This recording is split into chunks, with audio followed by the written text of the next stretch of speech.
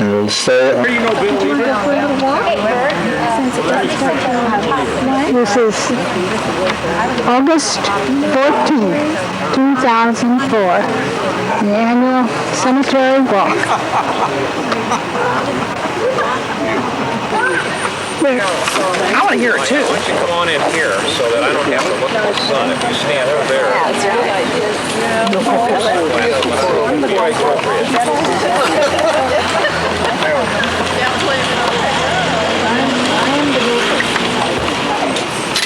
Everybody here.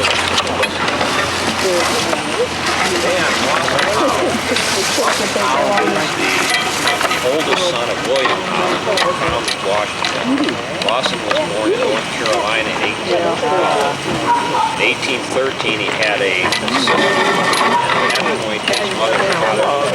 In 1814, he had another sibling. At that point, they moved to Illinois.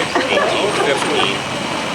Another child was born. The reason I'm mentioning that is, as a young child, I can't remember the details of where we were, but I know my parents were having children each one of these places. I must have been there. And so as we're traveling, in 1818 then, Illinois became a state, and at that point, our family lived in Madison County. We had another sibling born then, and then we moved to Sangamon County in 1820. And at that time, 1820, 21, and 22, we had additional members of the family.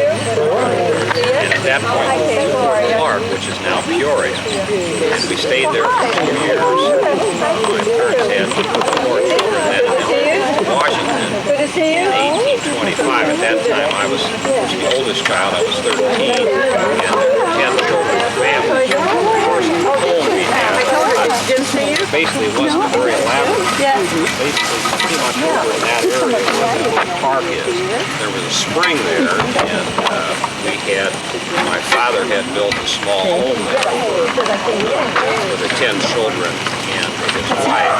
At that time, when we lived in Fort Clark, my father started a farm there, and his farm, was down pretty close to the river, and he wasn't very satisfied with that. He said the soil was so sandy that he couldn't really much of a crop, and that's why he started.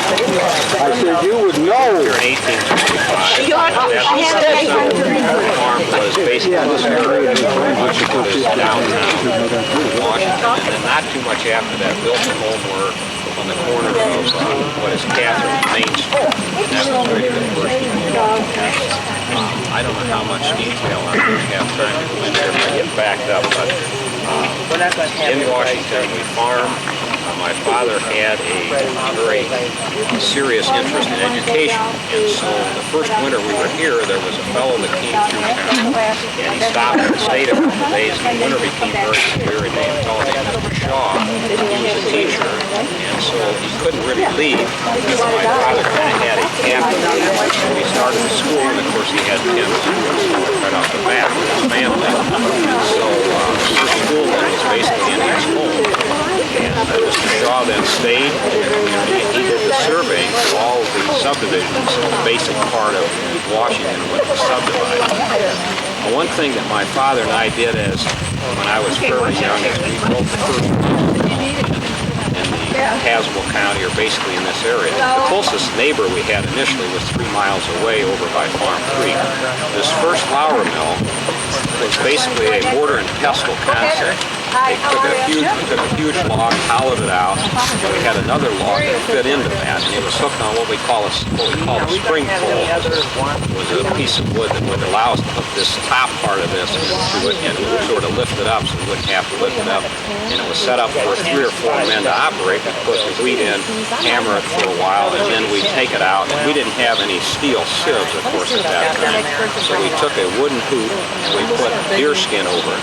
Took a hot wire and punched holes in it the size that we wanted the flour to actually be, so it'd be usable. And we'd scoop it out, put it in the sieve, shake it, whatever would fall through, we'd use, put the rest of it back in and work on it. So it was the initial, up until about 4 or 5 years later, that was essentially the source of flour for the area. They also, of course, 25 pounds of flour at that time I believe cost $1. And the other interesting thing about cost of items at that time, if you sent somebody a letter, in order to get the letter, you'd have to pay as a recipient the postage, and it was usually 25 cents. So if you knew there was a letter at the post office, you'd have to save up your money in order to be able to read that letter. William Holland my father had 14 children by my mother, which I didn't realize, this is stepping out of character of course, but is buried over here. When she passed away in 1833, then he remarried, and that's the same year that I married Elizabeth. And he had 7 children during the time that I had 8 children, so we had basically families sort of raised together, uncles and aunts born almost in tandem with nieces and nephews.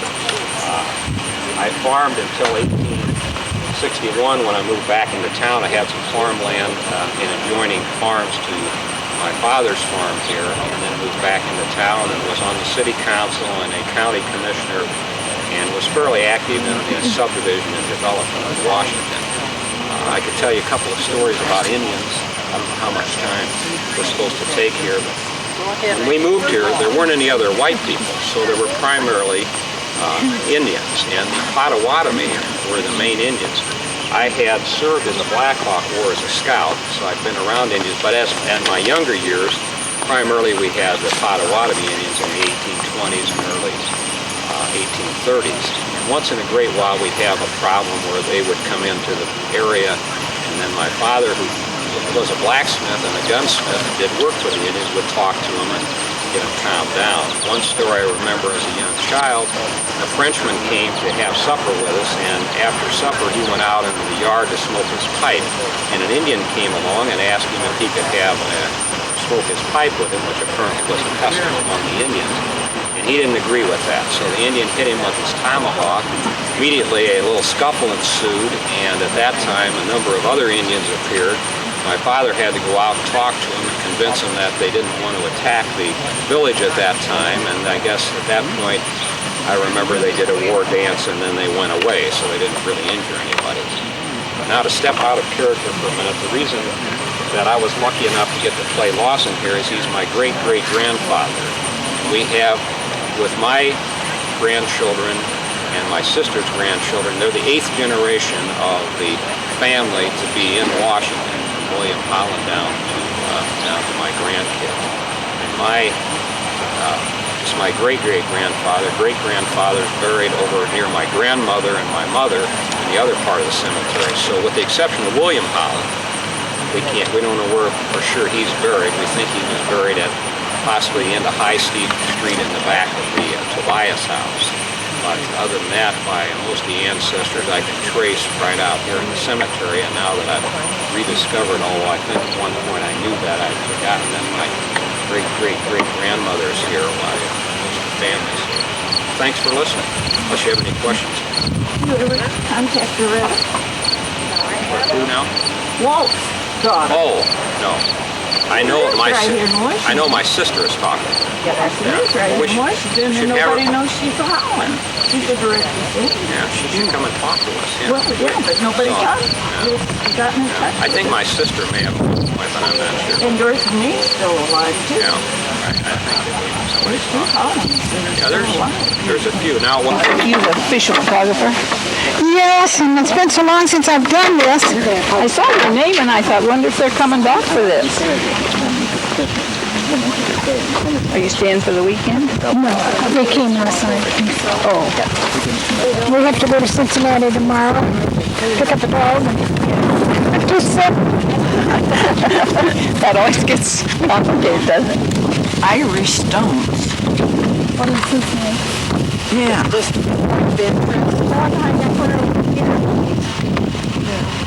does he say? Yeah. Where was he born? In Ireland. In Ireland. Can you read that? My great-grandfather was born in Ireland, too. You can hardly think of it when you think of the name Sampson. Yeah, we talk about, he's out in Longevity. There's a cemetery out east of Morton. Really? What's it called? Oh, because it's a country cemetery. That's right. The big one? Well, he said I think they had said South of Washington. because they were Yeah. having his father. No, not the one. You got to pass. It's outside of Morton. Total 17 now. Why they buried him here? Because they buried his wife here. 7 the second. Now, you wonder how things happen. But he's there with a lot of the unborn children and died at birth or died at 1 or 2 years. I think there's 5 little tombstones there like that.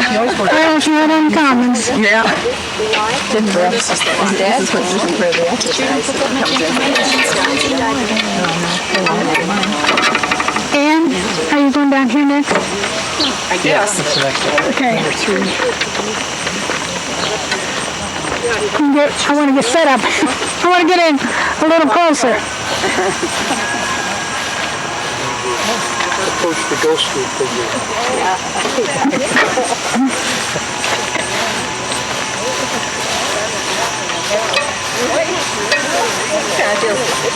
I'm going to get it a little closer to you. I'm going to kind of move too, because I'm going to kind of go between all three. Okay.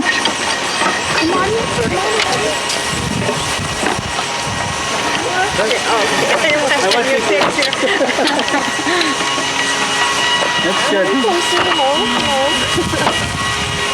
I'm glad you came to visit me today, and I've already talked all about William Holland.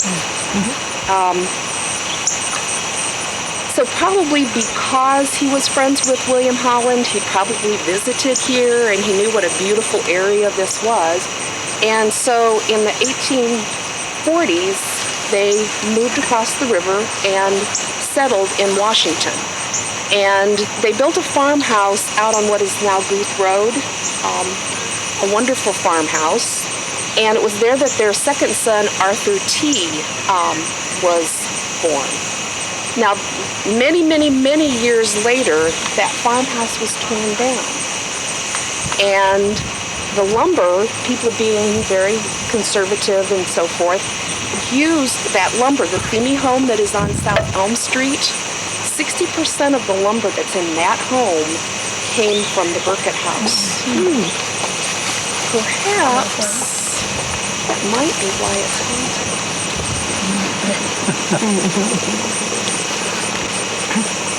Well, the Birketts, for some reason, decided at the end of the 1840s to go back to Peoria to live. And so when they did, their third son was born there. Who knows why, but that was their third son, William. And we think William might be the connection to me. William seems to kind of have disappeared a little bit from all of the records, but we do know that he had a son named William, and that his son William married a woman named Mary Brennan. And so that's possibly where the spirit whose name is known as Mary to the Children, that might be where that came from. It's highly possible they lived in the Birkett house on Guth Road. In the 1883 county register, the other two brothers are mentioned, but William is not. So possibly William was still living in Washington, so he wouldn't have been listed with his brothers John and Arthur, who were listed as realtors and had homes on Cornhill. And again, I'm not real familiar with Peoria, but so that's a possibility as you're thinking about it. Now I have another mystery for you. Come over here. Be careful, it's kind of lumpy and bumpy. We have a marker here, and it's possible that maybe there are other Birketts buried here that don't have markers. But on this one we have Innocent. We don't know if Innocent is a boy or a girl. All we know is that Innocent was born and died on the same day in 1873. So there must have been a lot of sadness in the Birkett family. A year later, on this side, there's R.H.W. Birkett, and this was a little boy And the reason we kind of know that is because it says Richard down here on this part of the stone. So the R probably stood for Richard. The W might stand for William. And this young child only lived to be 21 months old. So who were the parents? Who were the grandparents? Probably they were the great-grandparents, but we don't know for sure with all the dates. If you go over into the newer part of Glendale Cemetery, you will see about 15 stones of the same type of granite, the same kind of carving, but they're low. That is the family of Arthur T. He's the oldest one, buried within that group. The other ones that are buried in there that are of interest or we could find some information about, Alonzo Lorenzo Sylvester Birkett. Have any of you ever heard of him before? That would have been quite an interesting name to have in Washington, I would think. He had daughters, Virginia Birkett Boggs and Helen Birkett, who were considered still very well known in the Peoria area in the late 1900s. They also had a great grandson who served in the Navy in World War I, and a granddaughter.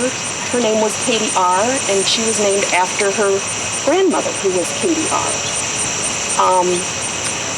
So, have you figured out who I am? We're not sure. Probably I was the daughter-in-law or granddaughter-in-law of John and Marjorie.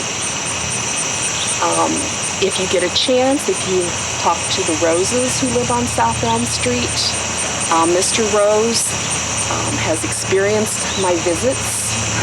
They have friends who will not come back and stay at their home. When I enter the room, I'm cold. So you feel that coldness. But the children know that I'm there for good. I'm not like a poltergeist. I don't tear things up or disrupt things. And the children say I want to play. If you ever talk to Dustin Essig, you remember seeing me at the top of the stairs one day when he was a very small boy, over 20 years ago. So I'm still wandering Washington. I like it here. Thank you for coming. Thank you. It's great. These stones were made in Germany. Sherman. What's the name on the Johann's? Looks like Shermer. It looks like Germer. Sherman. And the word under it is that's born. I believe. Born. Thank you for coming. Appreciate you coming to our cemetery walk. Under every tombstone, there's a story. We know that, don't we? Whether it be in a churchyard or in a small town like Washington or even in a large city like New York City, there is a story that goes with every tombstone. We don't know a lot about people buried beneath the tombstone unless their name is famous. You know, the Thomas Jeffersons and the Abraham Lincolns, we know a little bit about them, but for the most part, unless they're family, we don't know a lot about who's buried where. And we look around in this silent city of the dead and we wonder, you know, what did these people do? Some of these tombstones, or the people that they represent, would be almost 200 years old. That's how old this part of the cemetery is. What did these people do to prepare the way for your family and mine to live here in Washington? You know, we live in a free society, and we live where we want to live, and we eat what we want to eat, and we wear what we want to wear, and we live at peace with our neighbors for the most part. But I'm not sure we truly understand the price paid for our freedom. And you can look around, and it's very easy to find the military markers. There are many military markers in this grave. From the days, in this graveyard, from the days of the Revolutionary War to the battlefields on which our young men and women are struggling today and dying. People have given their lives that we might have the freedom that we have today. come here and to talk about these things. For instance, the Riegel family. Like I said, we did a lot of research, but we didn't come up with very much. I don't know why, but all we have is about what you see here and a little more. For instance, Mary Ann Riegel, mother, was born in 1819, and the father, David, was born in 1818. They had two sons, John, born in 1845, and Emmanuel in 1847. And then we realized that the other piece of information we have is that John was in Company C of the 139th Illinois Infantry from Washington, Illinois. He went to war during the Civil War. You'll notice the marker back there. That's evidently something that the country or the federal government did as a marker for the military, because there's quite a few of them around here. So there are a lot of military people buried in this cemetery. We also know that John was mustered out of the service because he was ill, and he came home, and the rest of the family, all of them, died that same year. So we assume that he had the flu. There was a big flu epidemic in 1864 in the East, and he evidently brought that back with him, and his entire family died. We don't know what we owe this family. We really don't. I'm making that supposition that they paid the full price for him going to war. But like many other buried in these grounds, there have been brave, courageous men and women who love country more than self, who gave their lives that we might have the freedom that we enjoy here today. They established a town. A town that even to this day, is representative of freedom and moral standards and good old American ingenuity. We don't know who did what. Wouldn't it be nice if they could just pop up and tell us what they did? But we probably will never know, maybe, what they did. But we owe a debt to those who came before us and who pointed the way to the lifestyle that we enjoy today. Thank you for coming. That's all we know about this family. We appreciate you coming. Thank you, Joyce. It's the only way we could meet, I never leave my spot here. And I'm delighted that you're here. I think you really want to know about the life of James Friar Waughop. You see the spelling, W-A-U-G-H-O-P. Sounds like it should be, phonetically it looks like it should be another pronunciation. But there are Waughop's who live in Washington today, and they are descendants of me and my wives. And there are Waughop's who live in East Peoria, Norton, Peoria, and several other communities.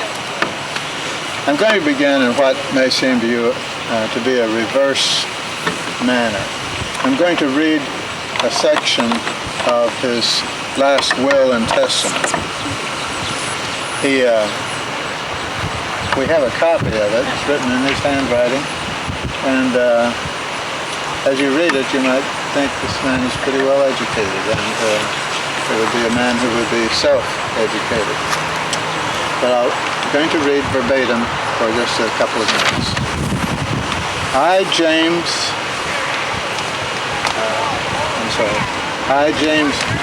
Waughop of Tazewell in the state of Illinois, considering the feeble tenure by which I hold this fleeting existence, and being now in feeble health and in the decline of life, but of sound mind and memory, do make, ordain, and publish this day my last will and testament. This, by the way, would have been in 1868, the year of his death. I hereby give and bequeath unto Harriet Waughop, my beloved wife, my small farm lying to the southwest of the town of Washington. That would be right back over here. and also in the said county of Tazewell. He goes on to make certain other stipulations. He says that there will be no encumbrances placed on this land. The land will never be sold.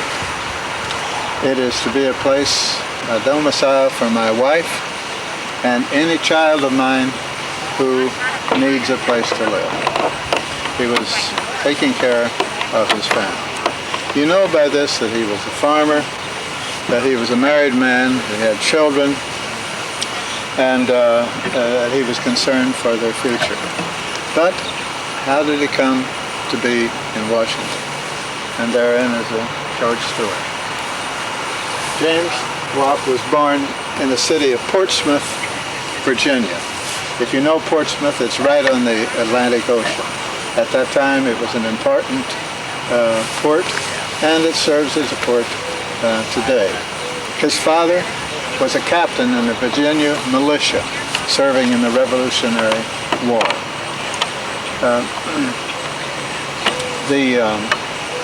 There was not a lot of land available in and around Portsmouth. Now there was land, but it was mostly timberland. And as a young man, he wanted farmland. In 1820, he married a woman by the last name of Jarvis. And together they had 5 children. But all of their existence, their time together, they kept hearing about a place called Illinois. Fertility of the land, the availability of the land.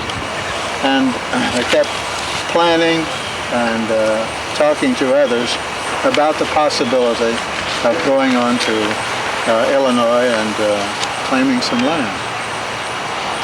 So in 1834, along with a few relatives and acquaintances, they made the trek to Illinois. Now picture, if you will, the distance that they had to travel. And they were traveling by covered wagon pulled by horses and oxen. They had started on the coast itself, at Portsmouth, across Virginia, across West Virginia.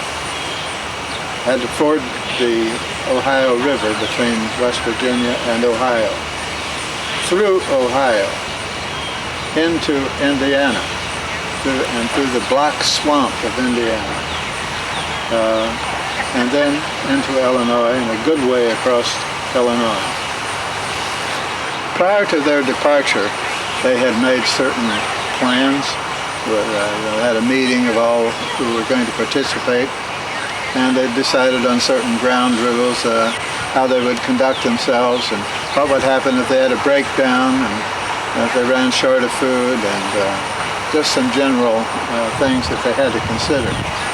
But from the first, there was some contentious people along the way, with it.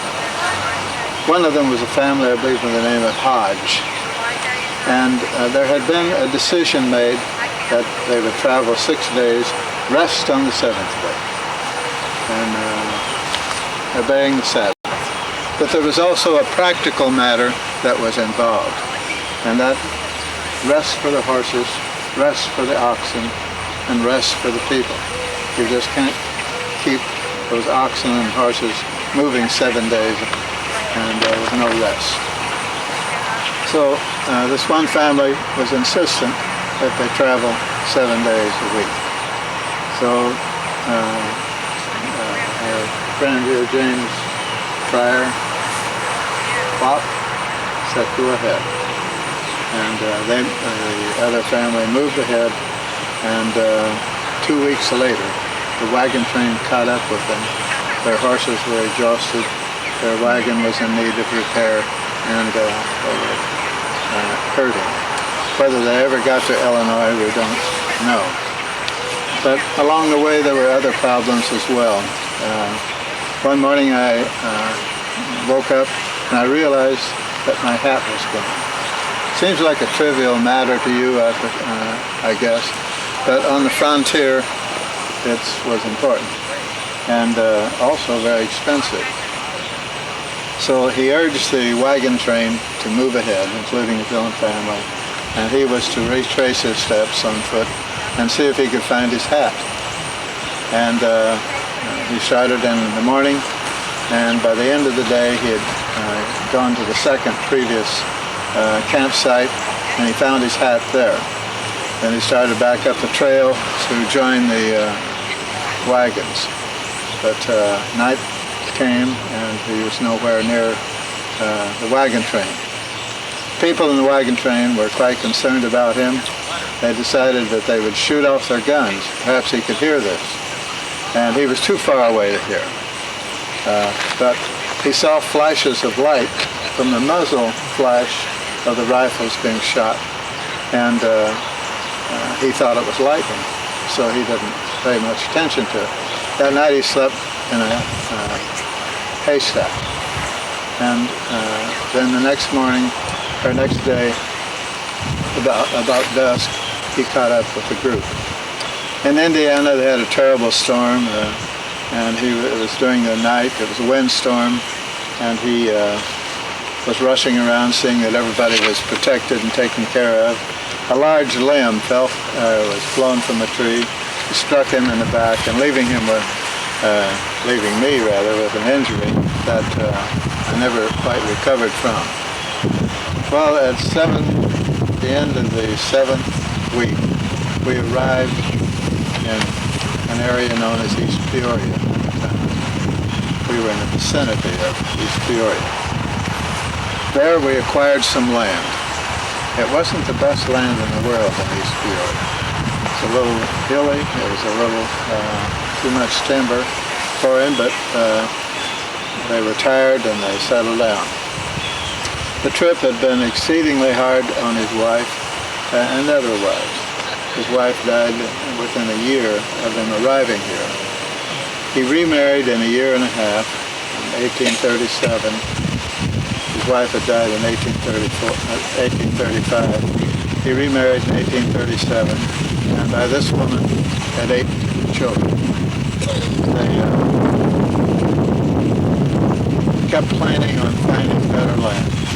And in 1841, they heard about land for sale on the southwest edge of Washington. And they decided that they would move here. They did so, and it was there that he lived for the rest of his life. And it was there that he wrote his will that I read a portion of. He was a respected member of the area. People in the area. If you have any questions that I might answer, I will simply tell you, however, that there are several Waughs who are buried here. One here, one who served, this gentleman served in the Civil War, and there are several other Waughs who are buried here, as well as in the newer cemetery. Do you know what relationship Earl Waughop would be? No, I don't. And I don't have a genealogy which would tell me. There's a gentleman who lives in Galesburg who wrote us a letter. He's 91 years of age. And he seems to know more about the Waughop family than anyone else. We'd hoped that he might be here today, but he has a little difficulty traveling. He's a very bright guy, and that's a wonderful letter, but we couldn't get him. Anything else? Was there someone called Elizabeth that would have been a daughter?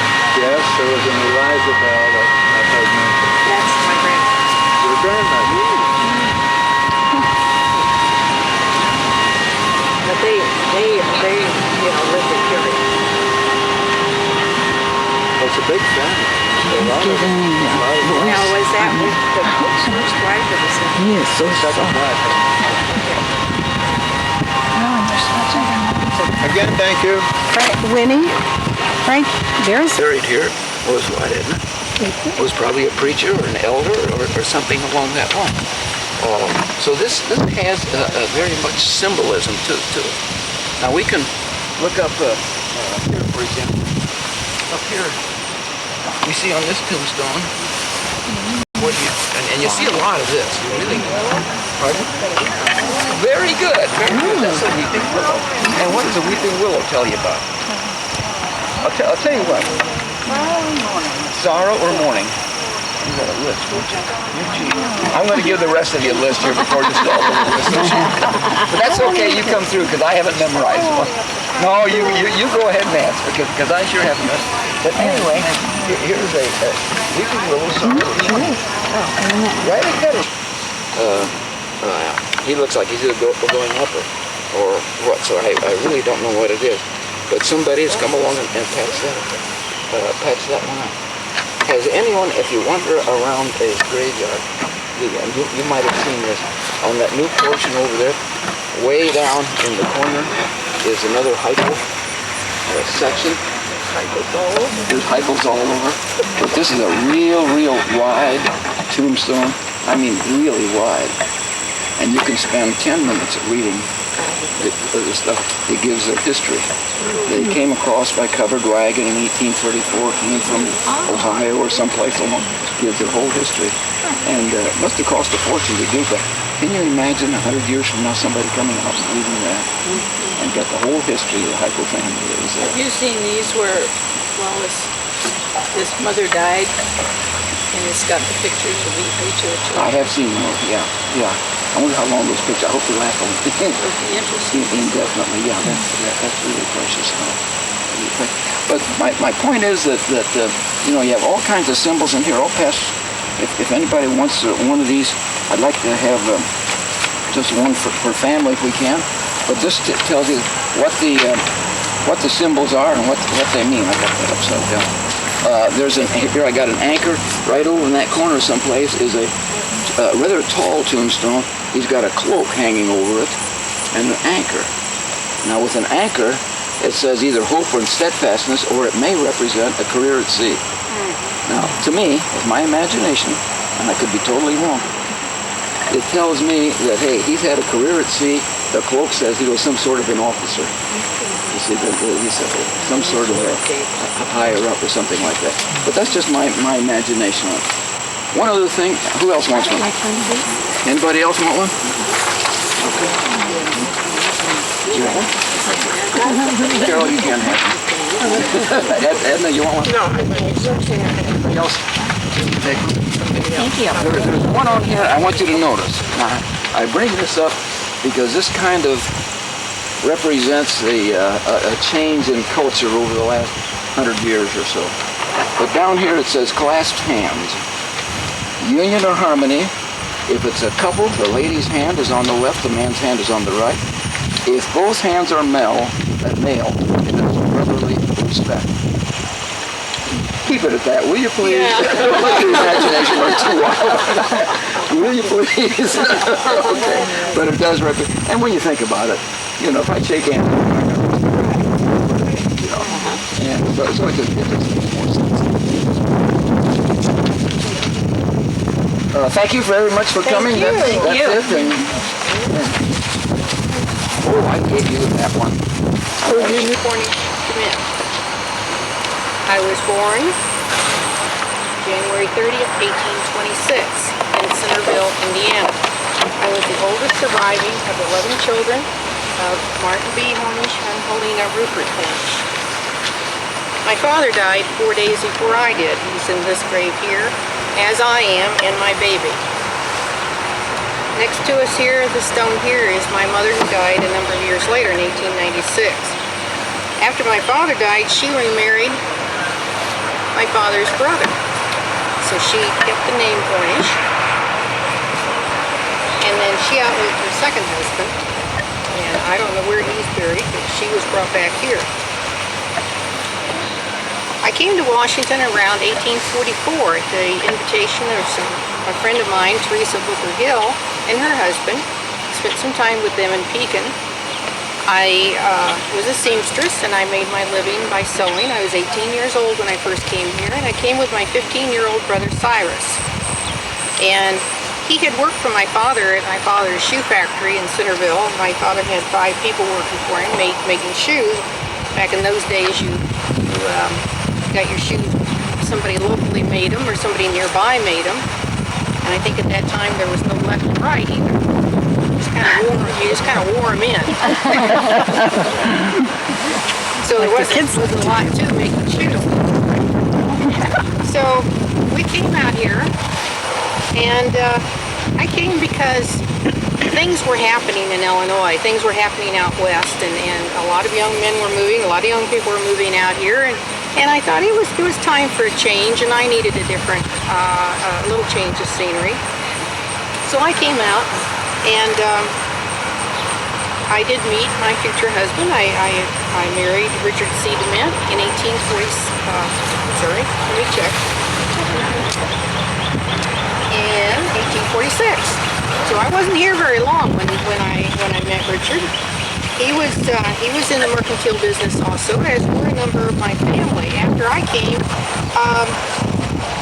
we had relatives out here already, and my uncle Asa Danforth was here, and they had a very large family. So I did some sewing for Uncle Asa. I made shirts for him, and I made dresses for my aunts, and helped them with the children's clothes, and helped my aunts do some quilting. And a number of my brothers and sisters came out. My younger sister Caroline married a man by the name of John Wesley Doherty, who later became an attorney in the city of Washington. And they came out, and the first of their children were born in Centerville, and the rest of them were born here. She had 10 children. The young woman that my friend Teresa died in childbirth with her first child. Then I had a younger sister who also died in childbirth in 1850. I was never in real good health. I was always writing my parents, or my brother Henry, he was 11 years younger than me, about the problems I was having. I didn't feel good, and there was a lot of diseases that went around, and there were a lot of things that today we'd take some medicine for and would feel better. But I was just never very strong, and talked often about illness and things. And my husband Richard was in merchandising, and he was a justice of the peace, and he traveled a lot. And we lived in Spring Bay for a number of years, and he had a steamboat and piloted it. He was back and forth to Peoria with his business, and he made buying trips and selling trips to St. Louis and to Chicago. And I was often left alone because I wasn't up to the trip. And I felt kind of isolated out in Spring Bay. We didn't have paved roads, and sometimes in the wintertime, if we had a lot of snow, then we could get around with a sleigh. And one time Richard brought home a brand new sleigh, and we were all excited, and we went out and took this sleigh ride, and the horse got frightened and tipped us over and just smashed the sleigh to pieces. And fortunately, no one was hurt. My mother, when I first came out, I had gotten a letter from my mother, and it was told about an accident she'd had. Their carriage had overturned, and nobody was seriously injured. And my younger brother Cyrus, he asked Mother, he says, how much fat did you get jogged off of you in that runaway carriage ride? So it was kind of dangerous, and in the springtime, then you had to deal with mud. And there were many times when I couldn't get down to Washington to see people because of the mud in the roads. I mean, it was horses and carriages couldn't get through the mud. It was so bad. So we decided that we were gonna build a house in Washington. Richard had business interests here. In fact, he had hired Peter Pfeiffer to be a clerk for him. To help out in his Washington interests, and Richard had been was serving on some of the as an officer. He was a clerk at one time of the government in Washington, of the city government, and so we decided that we'd move back to Washington from Spring Bay, and he would give Spring Bay could really be busy. I remember just before we left. There were so many people who lived in Spring Bay. One day I was trying to walk down the street, and it's like Broadway at noon in New York. There were so many people. You could hardly get down the street for brushing by people.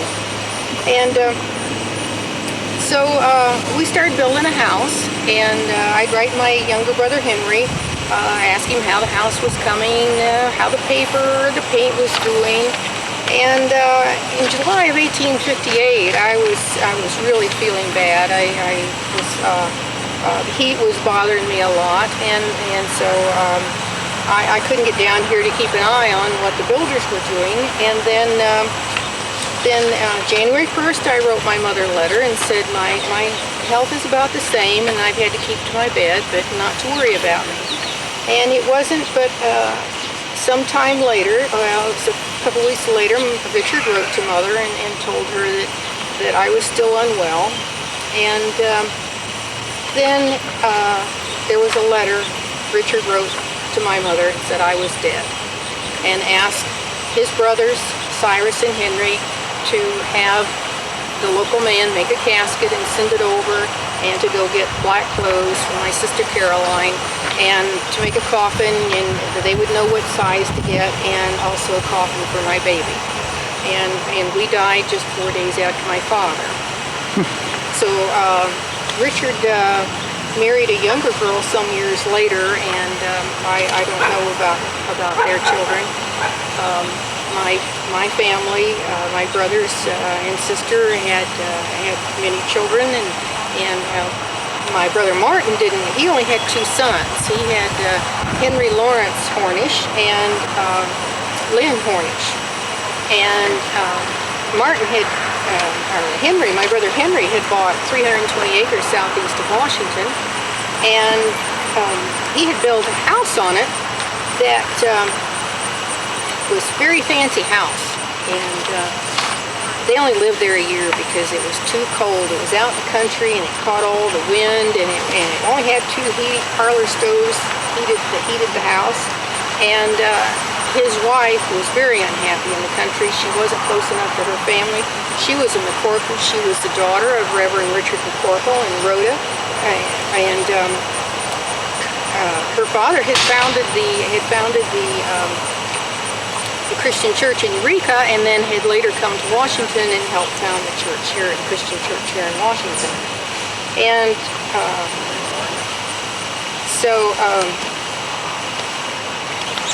anyway, then when my brother Henry died, the farm was divided between his 2 sons. But our house, when I died, Richard never lived in our house. It was just too much for him. It was rented out, and in the early 1860s, he sold it to his uncle, to my uncle Asa Danforth, and then Asa sold it one time to Peter Pfeiffer, the clerk that had worked for Richard, and he later became a mayor in Washington. And then he ended up selling it to his brother Cyrus, and Cyrus. That was Gideon. He sold it to his brother Gideon. I'm sorry. And then when Gideon became in poor health, he passed title to his wife. His wife married Solomon Zinser.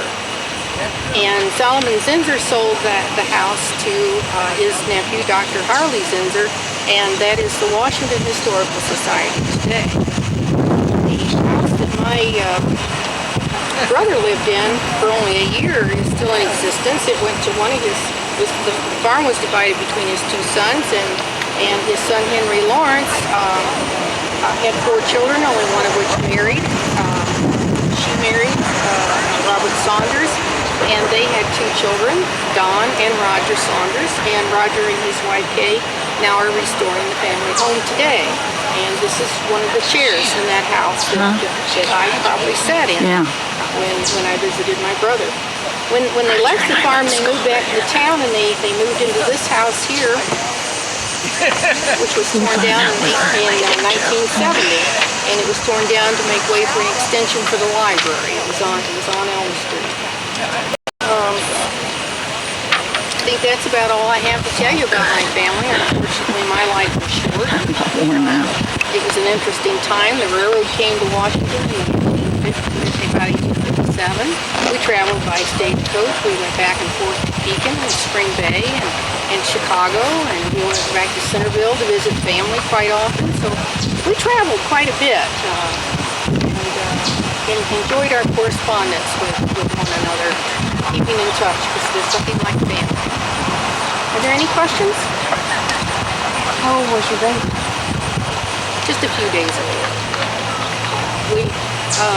We don't know, the family doesn't know exactly, they didn't talk about that kind of thing. I think that's an illness that she spoke of in July, was probably her early pregnancy. And they had been married about 12 years before she got pregnant for the first time. And not only did children and mothers die in childbirth, but also what they call childbed fever or birthbed fever or something like that because of the lack of hygiene. Thank you. You're welcome.